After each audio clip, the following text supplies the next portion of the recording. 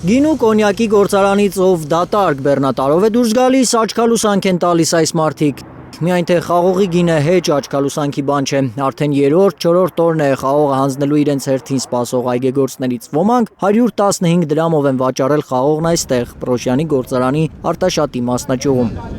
Գինը խաղողի շաքարայնությունից է կախված, այսինքն եթե խաղողը փորձաքննությունից հետո քիչ քաղցրություն ունենա, էժանով կգնի մթերողը։ Աջակցությունների մասին առավոտից երեկո խոսող կառավարության ալած գործի ապացույցն են խաղողի հյութից առաջացած այս լճակները։ Խաղողի քաշը կորչում է գյուղացու ամբողջ տարվա քրտինքի պես։ Հայաստանում խաղողի մթերման պայմաններից դժգոհողների կրակին յուղ է լցնում հարևան Վրաստանից եկող լուրը, թե այնտեղի կառավարությունը կսուբսիդավորի խաղողի բերքահավաքը։ Խաղողի գնման համար կկիրառվի ավելի քան 550 դրամ սուբսիդիա 1 կիլոգրամի համար։ Հայաստանում սուբսիդիան 30-ից 50 դրամ է։